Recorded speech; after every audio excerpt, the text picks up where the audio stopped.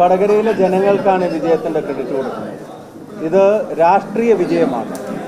ഇതൊരു 100% രാഷ്ട്രീയ ബോധമുള്ളൊരു ജനതയുടെ രാഷ്ട്രീയ വിജയമാണ് വടകരയിലെ ജനങ്ങൾ ഞങ്ങൾക്ക് സമ്മാനിച്ചത്. അതിൻ്റെ പരിപൂർണമായ ക്രെഡിറ്റും വടകരയിലെ ജനങ്ങൾക്ക് കൊടുക്കുന്നു.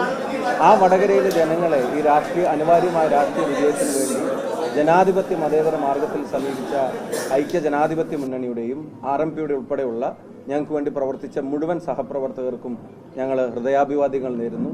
കുറച്ച് കാര്യങ്ങളും കൂടെ പറയാനുണ്ട്, അത് അധികം വൈകാതെ പറയാം. ഓക്കെ.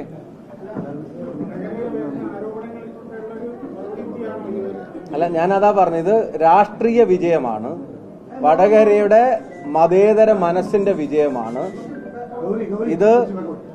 ഇത് അവിടുത്തെ ജനതയുടെ പൊളിറ്റിക്കൽ സെൻസിന്റെ, അവരുടെ രാഷ്ട്രീയ ബോധത്തിന്റെ വിജയമാണ്. ജനാധിപത്യ മതേതര മൂല്യങ്ങളെ മുറുകെ പിടിക്കുന്നവരുടെ വിജയമാണ്. ഇനി മറ്റു കാര്യങ്ങൾ ഞാൻ പറയാം. പിന്നെ രാഘവേട്ടനെ ഉൾപ്പെടെ ഇപ്പൊ കാണുന്നുണ്ട്.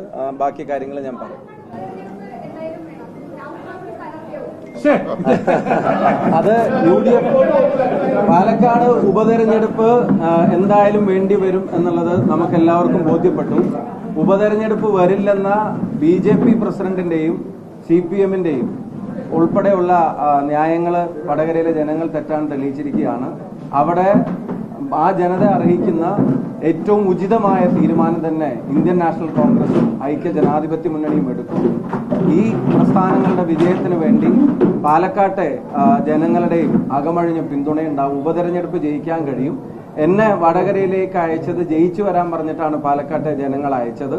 അവരുമായിട്ടുള്ള ബന്ധത്തെ അറുത്തുമുറിച്ച് മാറ്റാൻ പറ്റില്ല എന്നുള്ളത് ഈ തെരഞ്ഞെടുപ്പിന്റെ എല്ലാ ഘട്ടങ്ങളിലും ഞാൻ പറഞ്ഞിട്ടുണ്ട്. തീർച്ചയായിട്ടും ഈ വടകരയിലെ ജനങ്ങളുടെ ആ മനസ്സ്, ആ ജനാധിപത്യ മതേതര മനസ്സ് പാലക്കാട്ടെ ജനങ്ങളും ഉയർത്തിപ്പിടിക്കും. പാലക്കാട്ട് UDF വിജയിക്കുകയും ചെയ്യും.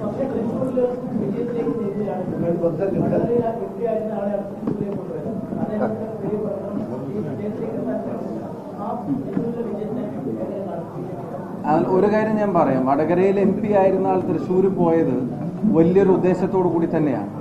പാർട്ടി ഏൽപ്പിച്ചൊരു ഉത്തരവാദിത്വം ഏറ്റെടുത്തിട്ട് അദ്ദേഹത്തിന്റെ സ്വമേധയാ തീരുമാനം ഞാൻ അടുത്ത തവണ പോയി തൃശ്ശൂർ മത്സരിക്കാന്നുള്ളതല്ല. ഒരു ഫൈറ്റ് തൃശ്ശൂരിൽ മതേതര ശക്തികൾക്ക് വേണ്ടി നടത്തണമെന്നുള്ള ഉത്തരവാദിത്വം ഏറ്റെടുത്തിട്ടാണ് മുരളിയേട്ടൻ പോയത്.